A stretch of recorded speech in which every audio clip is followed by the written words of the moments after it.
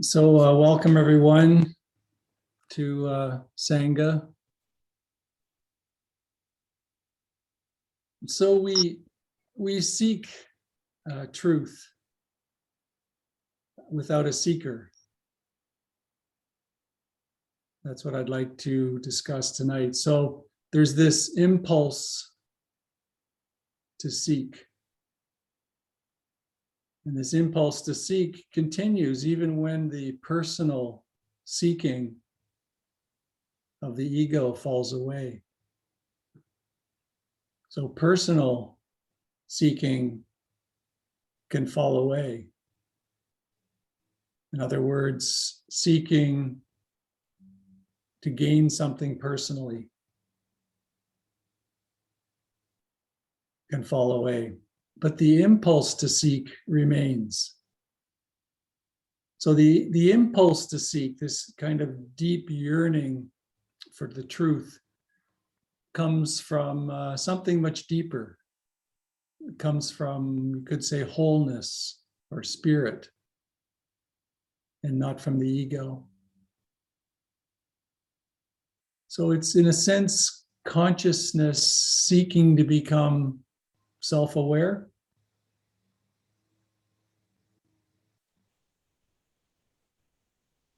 So it's no longer an ego, seeking some personal gain, achieving enlightenment, being happy, even being more compassionate. It's a deeper impulse coming from consciousness or spirit. And this is really what we tune into with our seeking. So this is why I say it's seeking without a seeker. There's the impulse to seek that comes from spirit still operating without the personal sense of wanting something out of it. At some point in this practice, you realize that personal seeking actually blocks consciousness. That the more doing that we engage in that's of a personal nature, of an egoic nature, the more that we block our realizations, insights, and consciousness itself. So this is why it's so important to notice this aspect of personal seeking. And in many ways, we don't stop it, because that's just more seeking. If we seek not to seek anymore, that's just more ego trying not to seek, becomes more seeking. So in many ways, what this is all about is we tend to feverishly seek. We feverishly do more and more until there's nothing left to do. In a way, we exhaust ourselves of doing.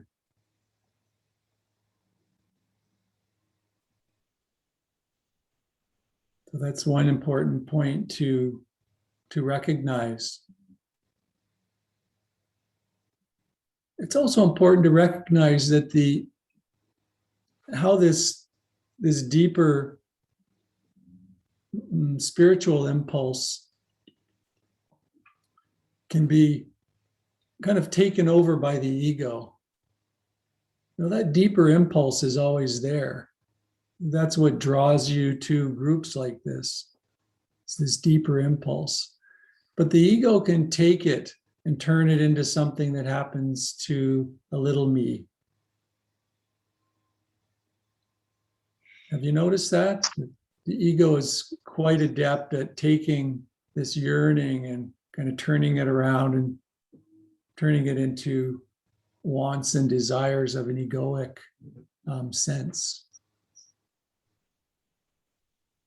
So it's at a basic level, this involves the dissolving of all our ideas about what truth is and what we need to do to find truth.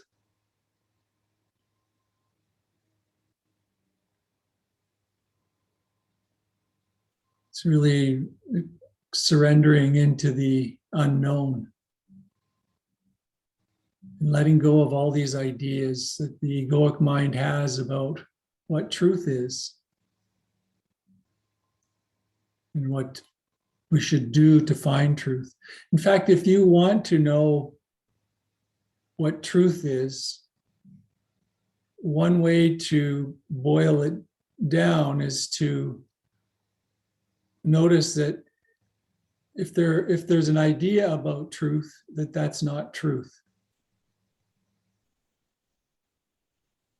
So if you think truth is one thing, it's being a certain way, or it means this, that means you can kind of put that aside as that's not what it is.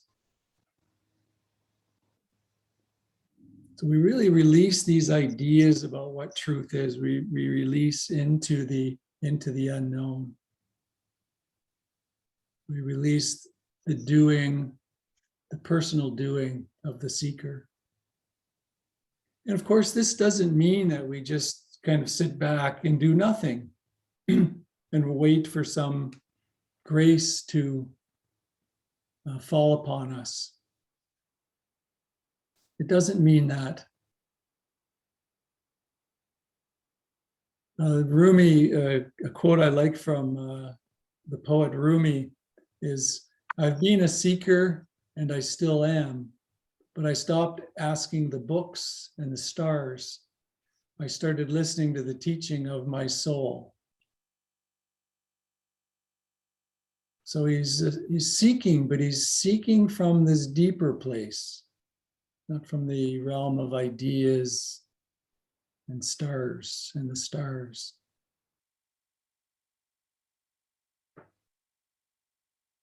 So I'm pointing to one of our often deepest identifications. So along this path, we've been looking at the ego falling away or transcending the ego in a temporary sense.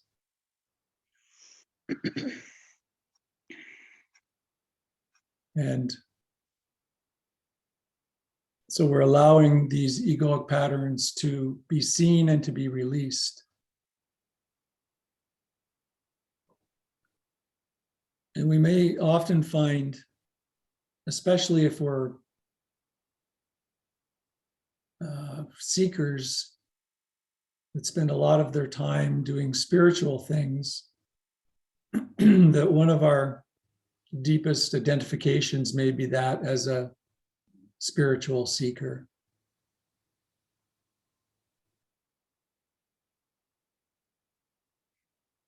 So this is why I'm bringing this up again, because it's often one of the last vestiges of the ego that is released. I'd like to read a poem by Edgar Allan Poe.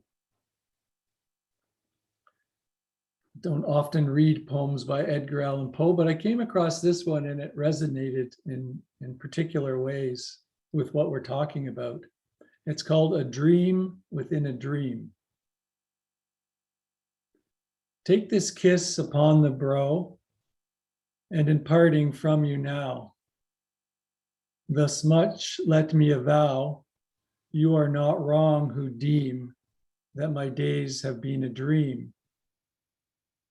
Yet if hope has flown away, in a night or in a day, in a vision or in none, is it therefore the less gone? Or what we see or seem is but a dream within a dream?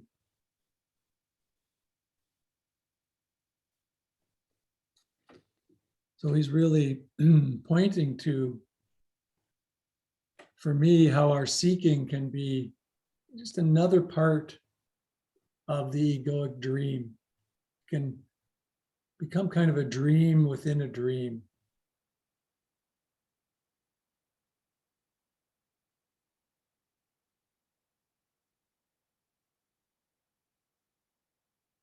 So eventually, as we practice, the idea of oneself seeking falls away.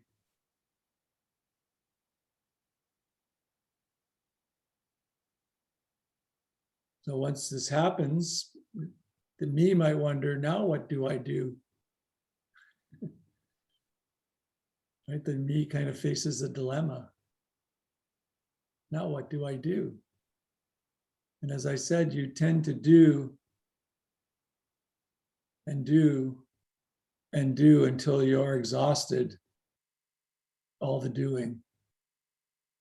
And in exhausting all the doing, you've tried everything, there can be a surrendering into the unknown. There can be a release, a final release. There's kind of a spontaneous stopping, you could say, because there isn't anywhere else for the seeking energy to go. So it just stops.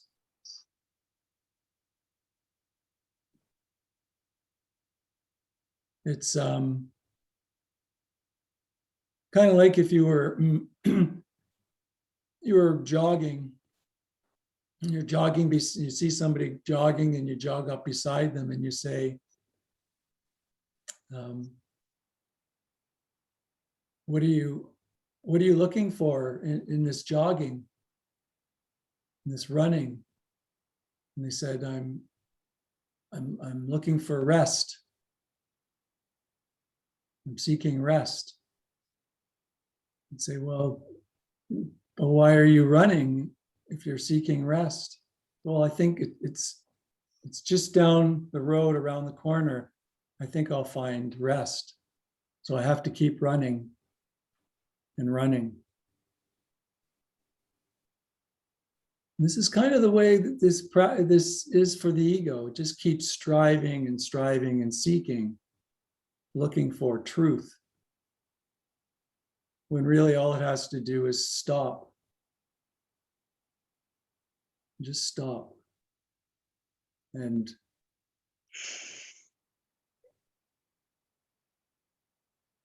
touch into the natural stillness. That natural stillness that's always and already there if we just stop.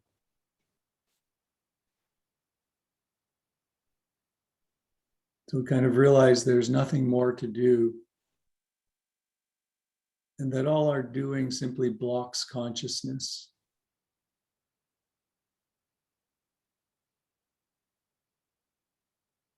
And sometimes you have to go through this. I say sometimes. Most times you have to go through this. So as a teacher, sometimes I might say I run up beside that runner, rather than saying, "Oh, just stop and you'll find rest." They might not hear that. No, I can't. I can't stop. I have to keep moving. So one way a teacher might approach this is to say, "Yeah, you just have to run really, really, really hard. Run as fast as you can, as hard as you can, and you'll find rest." And what you're doing is you're propelling that person through the doing so that they become exhausted of the doing, and the stopping naturally arises. So sometimes teachers will actually move you in that direction to kind of exhaust the seeking, and other times just giving the instruction to stop is appropriate.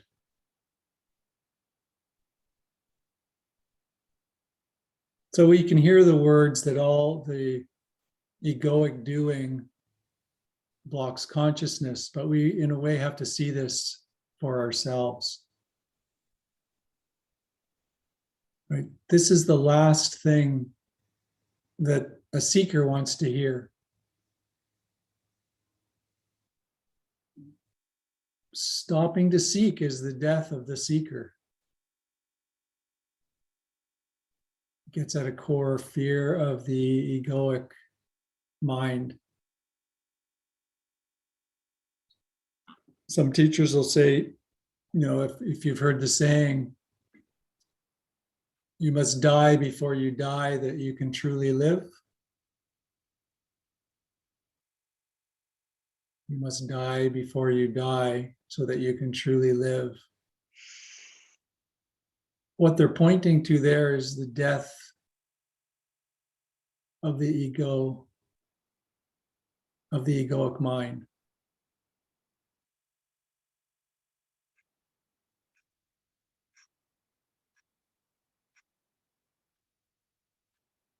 Sunya, a Vedic teacher, is quoted as saying, enlightenment is death before death. Death of everything you are not. And a seeker's journey is like a soldier climbing a hilltop into the shower of bullets, not like a tourist trekking a hill.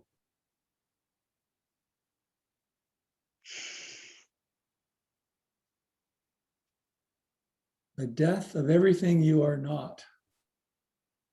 So it's the death of an illusion. But as we've spoken about here many times, it's the ego doesn't seem to go down without a fight. And it can be more like climbing a hilltop in a shower of bullets than kind of Sunya talks about it as a tourist trekking a hill, and we often use the metaphor of climbing a mountain, that the journey is like climbing a mountain. Nobody really tells you that it's more like a soldier climbing a hill in a shower of bullets. You have to read the fine print. It's not on the payattention.ca website either, that it's more like facing a shower of bullets.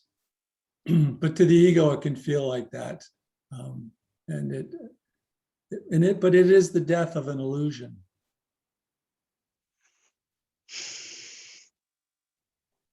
The third patriarch of Zen, Sing Tian, has the text called Verses in the Faith Mind. The Sing Sing Ming, perhaps you've heard of the Verses in the Faith Mind. It's a beautiful text. In it, it is said, do not seek the truth. Only cease to cherish opinions. Do not seek the truth. Only cease to cherish opinions. This quote for me really encapsulates this process of seeking without a seeker.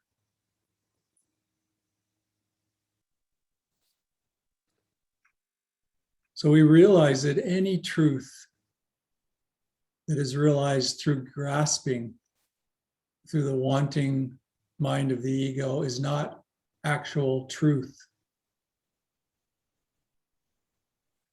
Because such a truth would have to be an object. And truth, of course, is beyond objects. So it's only when we cease to cherish opinions that truth can reveal itself. This is the great paradox of the seeker, is that what we're seeking is already an existing condition. It's the natural, still presence that's always and already there. And our seeking denies this and obscures this pre-existing nature.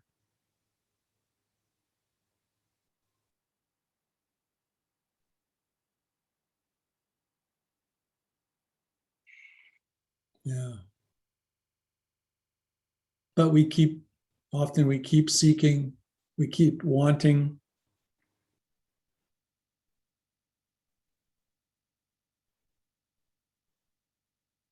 This is based on beliefs and opinions. And what is pointed out in that quote is to cease cherishing those beliefs and opinions, to believing them. So what keeps all this wanting and seeking going? It's really the belief. We wouldn't, as egos, keep seeking and wanting if we didn't have a couple of beliefs. One belief is that someday we'll get what we want. In this case, someday we'll get enlightenment, we'll awaken to at least to a certain degree, right? There has to be that belief. Someday I'll get this. It's future oriented. And the other is that this will make me permanently happy. Someday I'll get what I want, and this will make me permanently happy.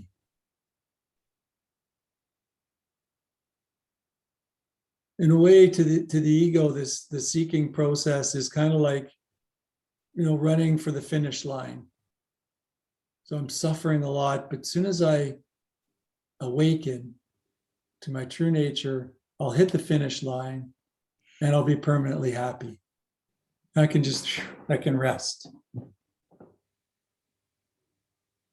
My job's done. I've made it. And then, if we dig deep, if we dig a little under the surface, that we see that this is often the thinking of the wanting mind. Someday I'll get what I want, and this will make me permanently happy. So it's just seeing this within the nature of seeking. So there's nothing wrong with wanting, nothing wrong with opinions. In fact, we wouldn't survive without some level of wanting.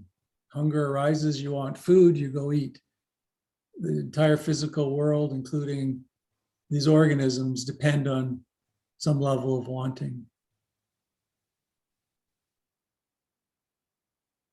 It's necessary to see how cherishing these opinions and then from that wanting and seeking in a particular way for personal gain is actually blocking the path, blocking the arising.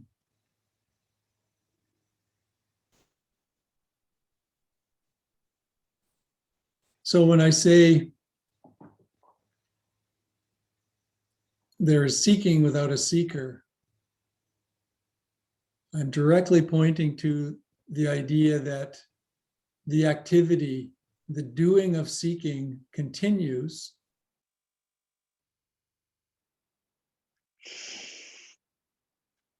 So we don't just sit and wait for a grace to befall us that will strike us and awaken us. The activities and doing of seeking continue, but they're not based on a personal seeking. They're based on that deeper yearning, that deeper impulse of consciousness itself that's arising.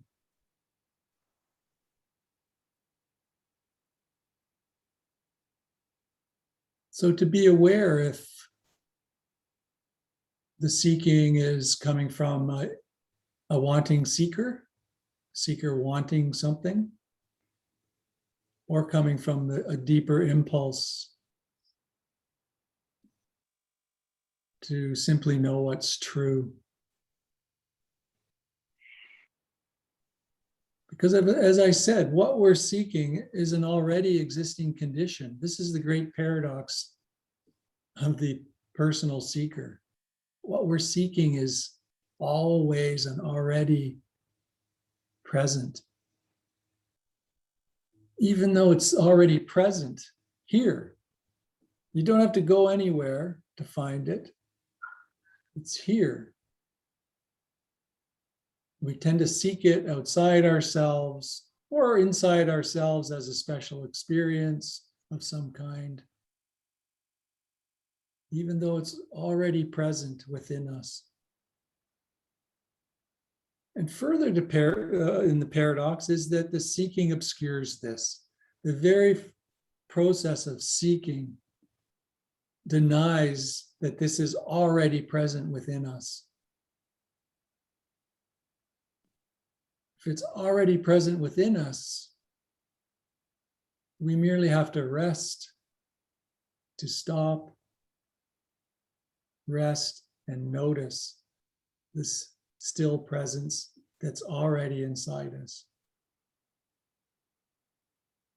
And of course, I can say this, but it doesn't really help to just say this, to simply assert it, that this is pre-existing. It needs to be known at a deeper level, not to be simply believed.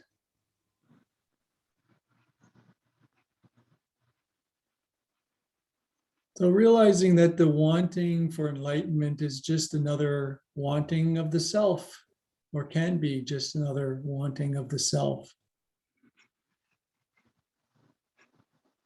It goes beyond this wanting.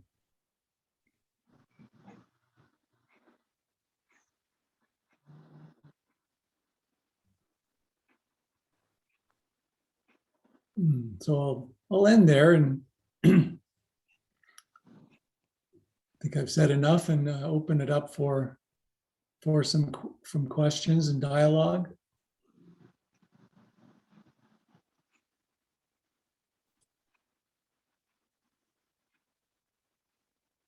Curious how this landed with you. Perhaps the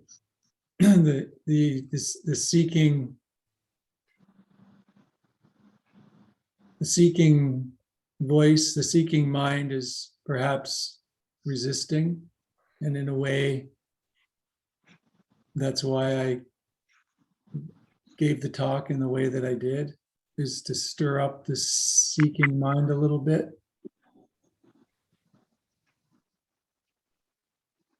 Yeah, Anita. So during your talk, which was very, felt very helpful. I a couple of times my mind kept going back to this sense of,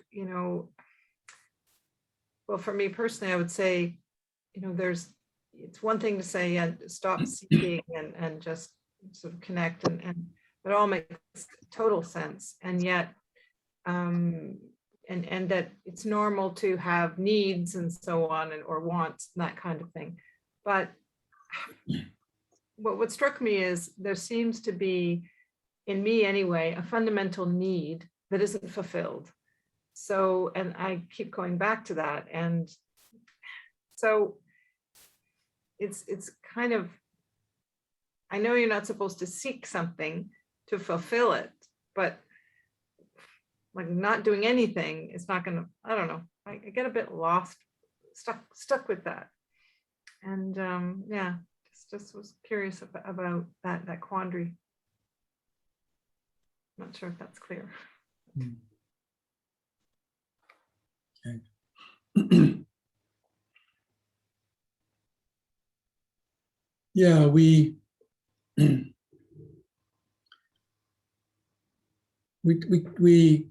can't, in a sense, stop seeking, because that's more seeking.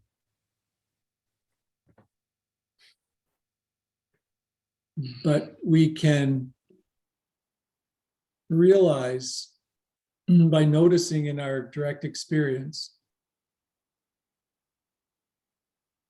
that our wanting, so our personal seeking,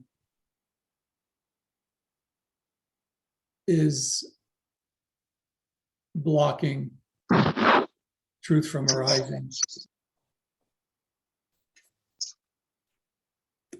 So that's the first. So trying to stop seeking is a form of resistance. So that's the first part. The notion that, you know, we want things to manifest in our lives, so that we need to do something for this to manifest. It depends, of course, what it is. I mean, if you need food, then you go get food. And so there's these kind of basic things.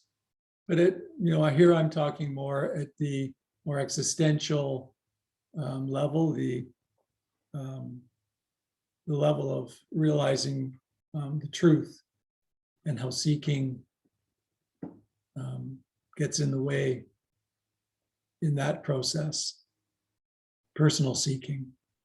But it can apply to our lives in many ways as well, as we strive personally to get something.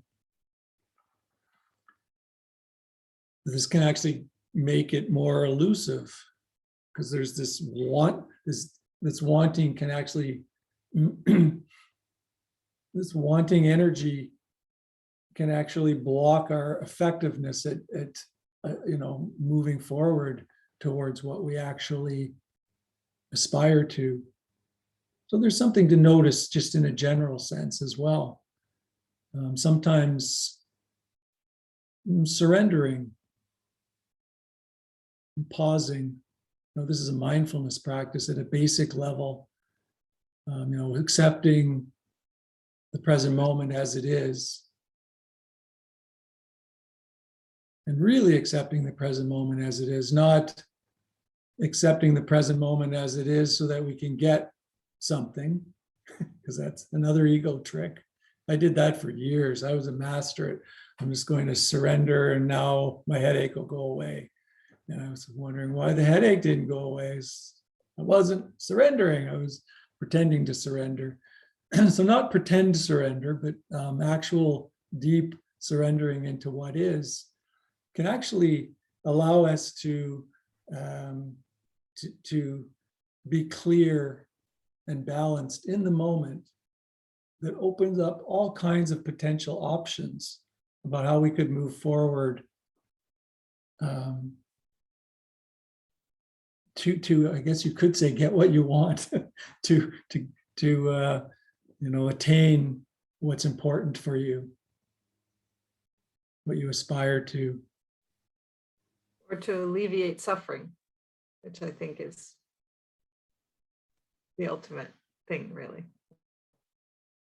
Yes, of course, to alleviate suffering. I was putting it more in the kind of terms that you were talking about, wanting something in particular to happen in your life, and how this could fit in with that. It's bewildering because I don't even know what. So it's a bewildering sense of lack of fulfillment, but not knowing where it comes from or what it is or what to do about it. It's but it's very helpful, actually. Yeah. So many things can come up on this path. As the ego falls away, we can kind of lose our orientation a bit. A lot. We can lose our orientation a lot. The more pieces of the ego that fall away, the more we can feel disoriented, because our personal motivations start to also fade away. Our interests can actually fade away. We can actually start to feel alone, not lonely in an emotional sense, but alone in the sense of the one. There's all these personal things that we had are starting to fall away. And I don't know if that's something you're pointing to, but I heard some of that in what you were saying. And we can lose our orientation. And there can be this kind of limbo zone, if that's the right word, in between where the egoic orientation falls away and there isn't a replacement orientation that has arisen yet. And that can be moments when it feels, when one feels alone. Because once our natural being becomes our orientation, or interconnectedness or unity becomes our orientation, of course, that's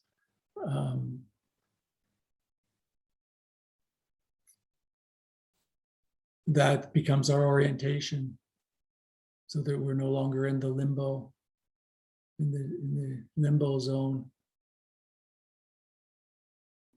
If that makes sense.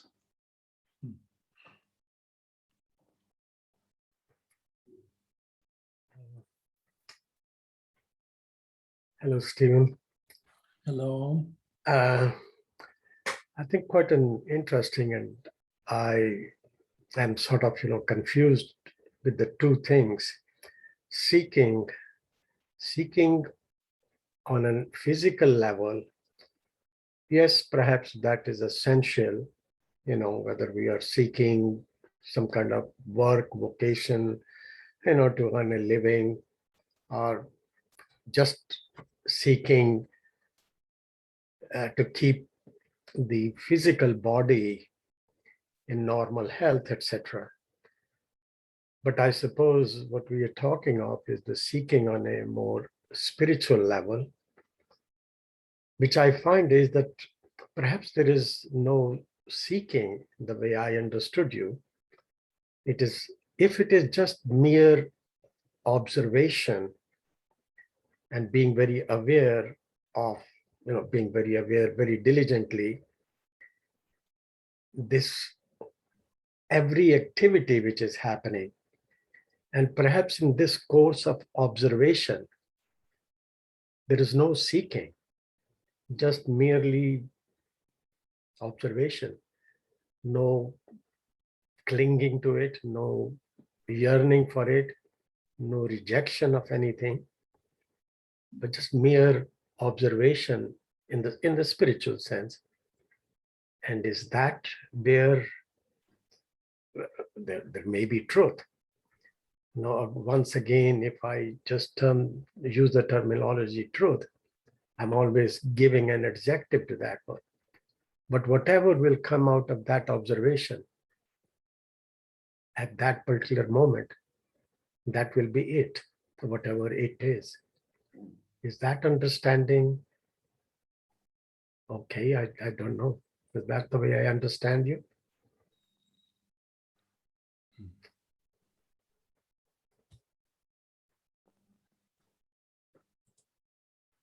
Yes, we're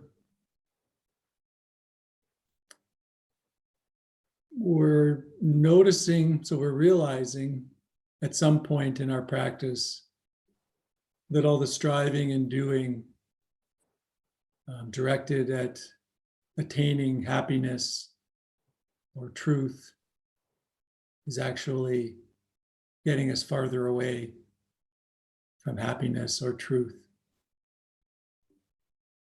So that's the fun, when the identification with the personal seeker can fall away. When we've realized that none of this is moving me closer to the truth.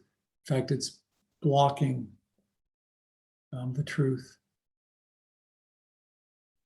So that's the fundamental realization. So really the personal seeking just stops. It kind of stops.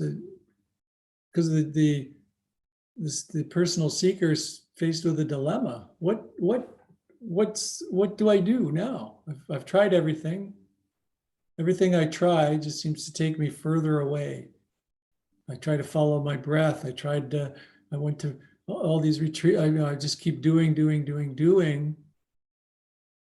with this with the notion of personal attainment, and I'm not getting anywhere. So there's a kind of a surrendering into the unknown, and then what you point to is, okay, now there's a surrendering into the unknown. Well, there's still some doing that happens, right? You're still, and you mentioned noticing, observing, right? So you're still, now it's no longer personal seeking. It's a seeking that comes from a deeper place. But there's still activities, right? We will still get up and meditate. We'll still go on the same retreats. We'll still come to Thursday night Sangha, right? But there's a turn.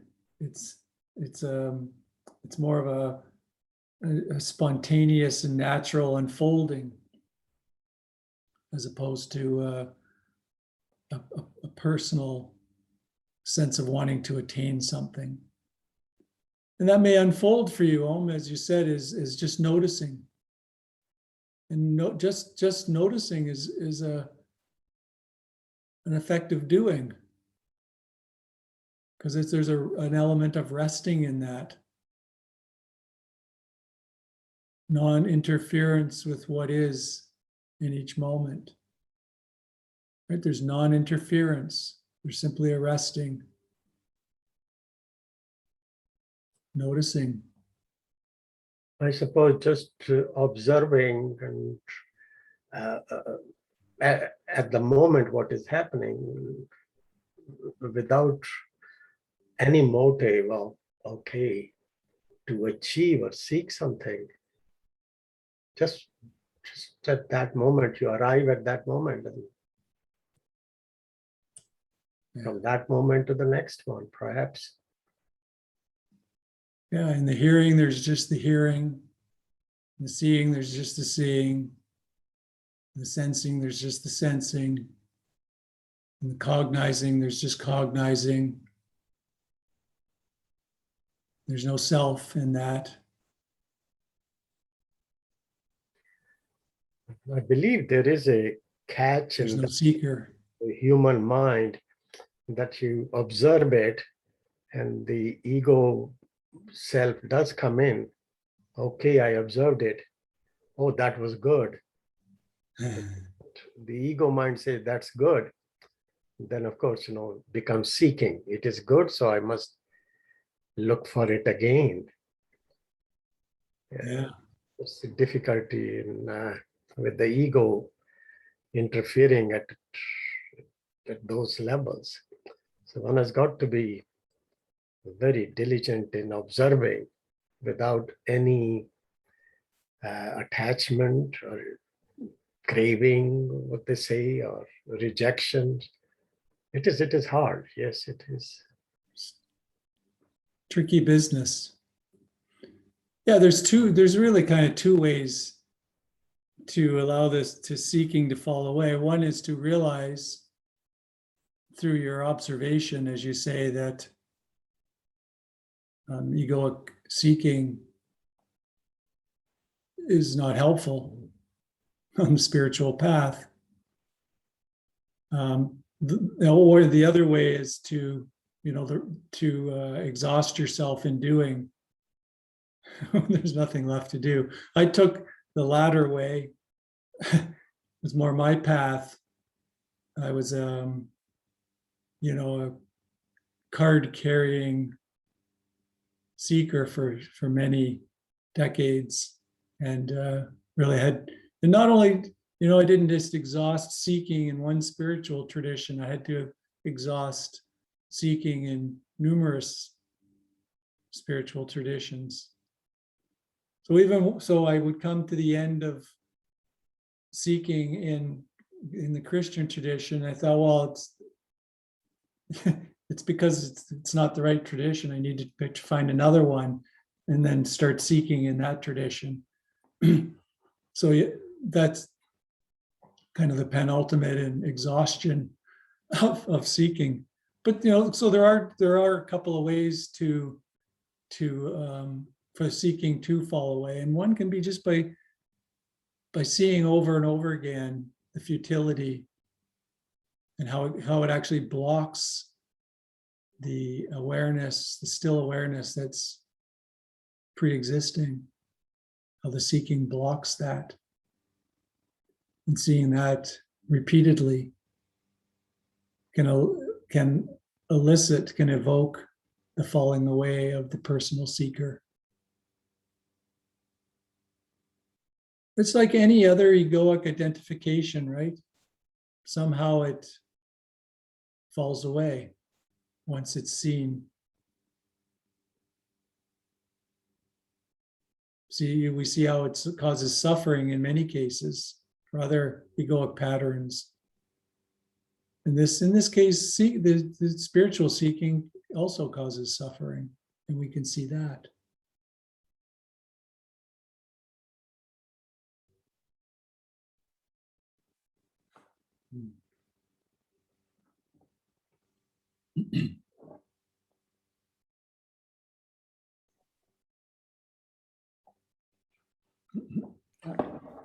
Stephen, I have the sense that some of the resistance to letting the ego fall away is at some deep physical level. And I think you've talked about this in the past, but it's kind of like feeling the threat of non-existence, but it's visceral. So, and I'm wondering if you have, maybe more to say about how to handle that kind of state.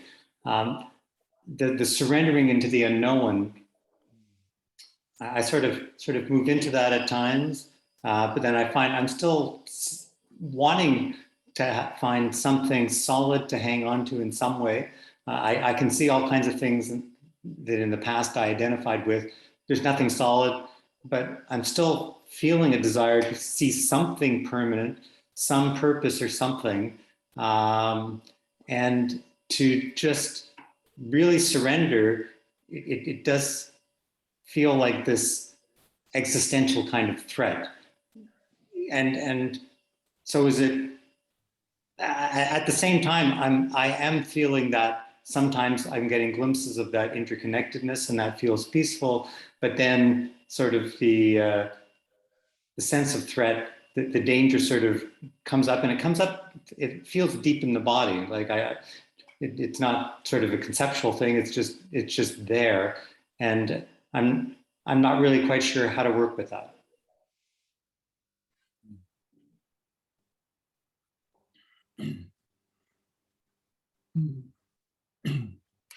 Yeah, that's a nice question.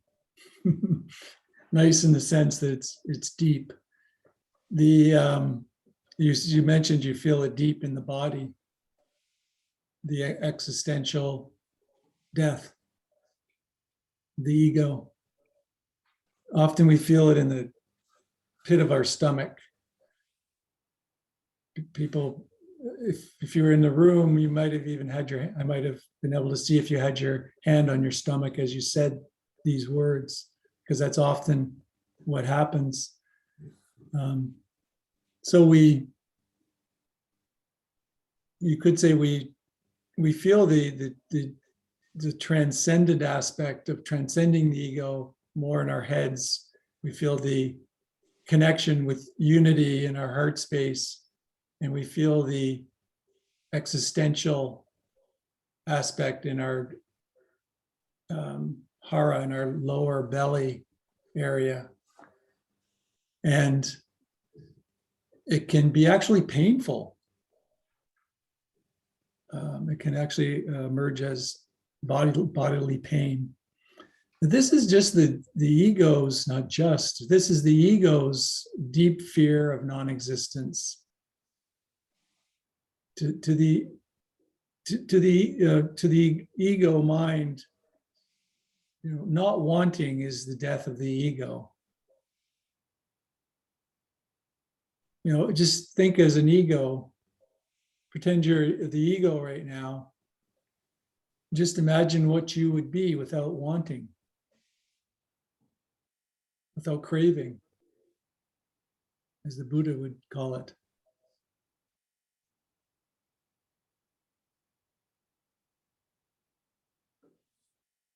You'd be non-existent.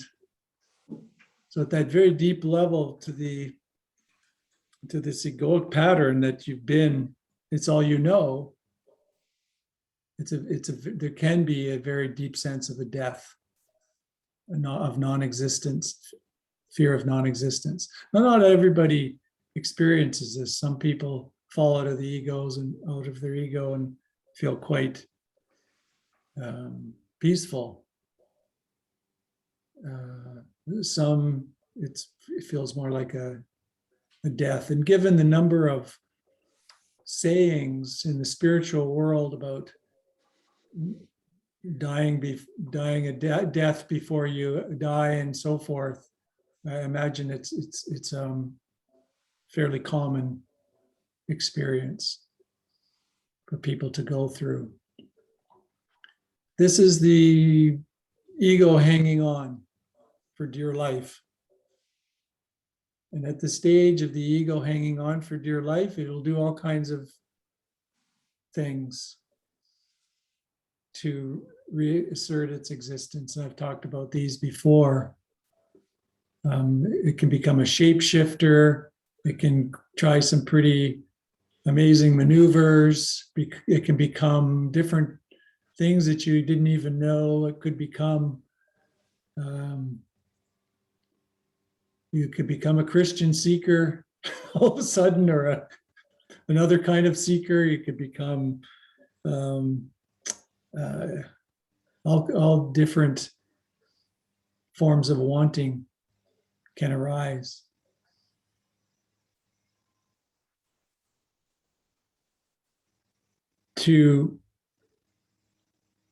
So the way through that, if I can put it that way, is through it.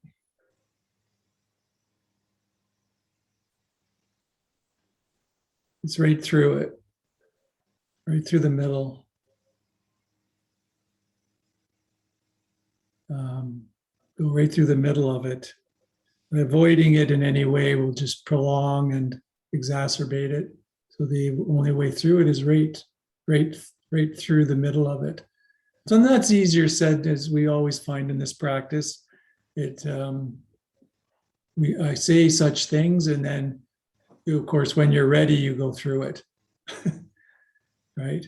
But hearing that the way around it is through it can actually be helpful, because in the moment when it happens, that can arise as an intention to go through it. And you might go, oh, wait, no, this is too much. It can actually be painful or whatever. We can back off and come around to it another day, as we say. Yeah, I had a lot of problems personally in facing the fear, the death, the ego's fear of non-existence. It came up, as I've mentioned before, in my dream states. It arose as substance abuse, right? Because if I was inebriated, the ego would come alive. So all of a sudden I had this urge to drink, and then I would drink, and then I would feel that the ego was able to kind of run wild. And in my dreams, the ego, more recently it was in dreams, in my dream states, the ego would run wild. So it was kind of the ego just coming out in these different ways. I kind of saw it, and so did my teacher, as the ego reasserting itself in any way that it could, rather than die.